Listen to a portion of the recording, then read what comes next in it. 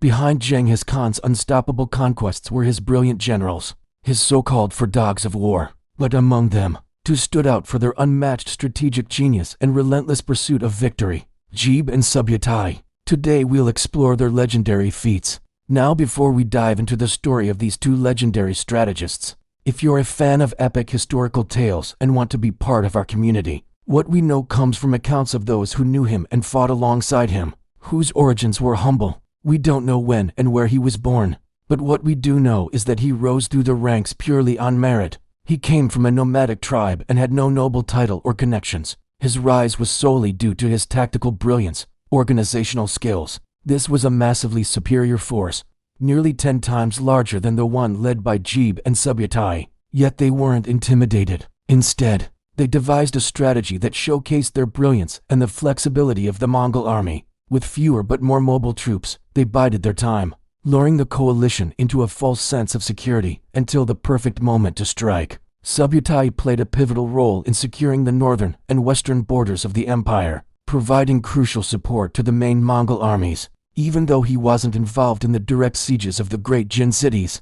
his contributions were vital to the overall success of the campaign. They feigned a retreat, causing the coalition to pursue them, and then turned around and attacked. They were pioneers of strategy, logistics, and reconnaissance, laying the foundations for modern military thinking. Jebe's daring spirit and lightning-fast tactics paired with Subutai's methodical planning and grand vision made them a force to be reckoned with. Together, they carved out a path for the Mongol Empire to dominate Asia and parts of Europe, a legacy that continues to fascinate and inspire even today. This maneuver resulted in a devastating encirclement and annihilation of the coalition forces. Thank you for joining us on this journey through time, and if you haven't already, subscribe now and never miss out on our thrilling historical tales. What aspects of Jebe and Subutai's lives fascinated you the most? Share your thoughts in the comments below. Until next time, stay curious, keep exploring, and remember, the greatest empires are built on stories like these.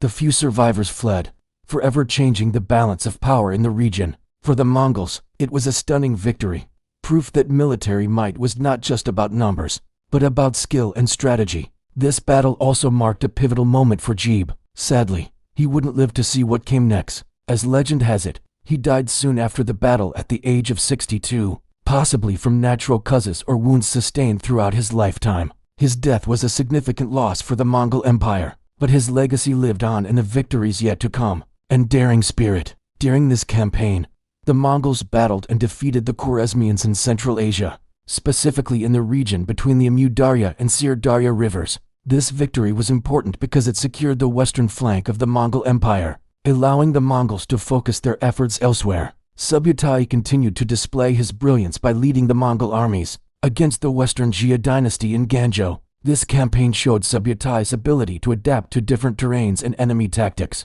as the Western Jia were known for their strong fortifications. Despite the challenges, Subutai and the Mongols triumphed, adding more land to the growing Mongol Empire. According to Rashid al-Din, this invasion was a part of the wider Mongol campaign to conquer the Jin dynasty in northern China. Although he didn't directly participate in the sieges of major Jin cities, his role was vital in securing the flanks and ensuring the overall success of the campaign. Subutai's campaigns in Europe stand as a testament to his military genius. In the first phase of the invasion, he achieved a series of victories against European forces. These battles not only expanded the Mongol Empire, but also showcased the adaptability and prowess of the Mongol military machine. Subutai's father was simply a commoner, and some sources indicate that he was even a herdsman. Yet Subutai's son was Bachu, who would later become the founder and first great Khan of the Golden Horde.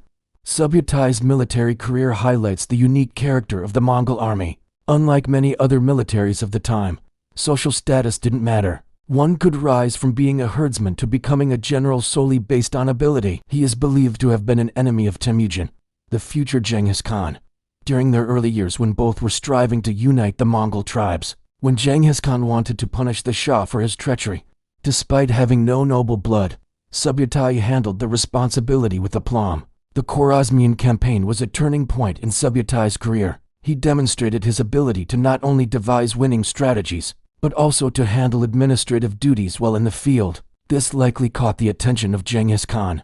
They traveled across Persia and Central Asia. The duo used their combined military prowess to defeat various local kingdoms, gathering intelligence and weakening regional powers along their route. The Shah Muhammad II had treated the Mongols with treachery.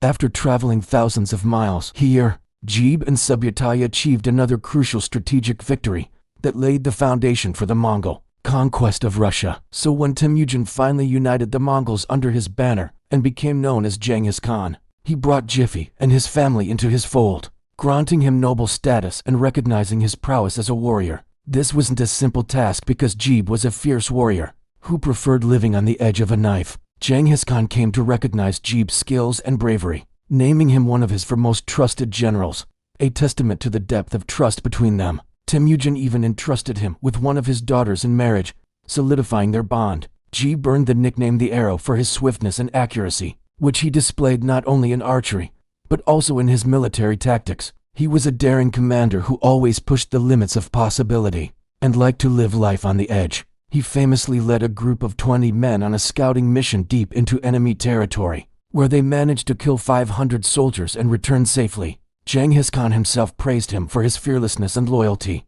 Let's start with Jebe. Born around 1162, Jebe's origins are shrouded in mystery. Much like many of the early Mongol leaders, during the early stages of the Khwarezmian War with the Shah Muhammad II, Subutai distinguished himself with his cunning strategies. In 1223, they faced a formidable enemy, a coalition of Rus princes and Cuman tribes at the Kalka River. A few years later, in 1227, Subutai led the Mongol army further west. After consolidating their gains in Central Asia, Subutai set his sights on new horizons. The latter half of his military career was marked by campaigns against the Jin dynasty, a powerful Chinese empire that posed a significant challenge to the Mongols. In conclusion, Jebe and Subutai were more than just brilliant military commanders, and with that, we've reached the end of today's episode.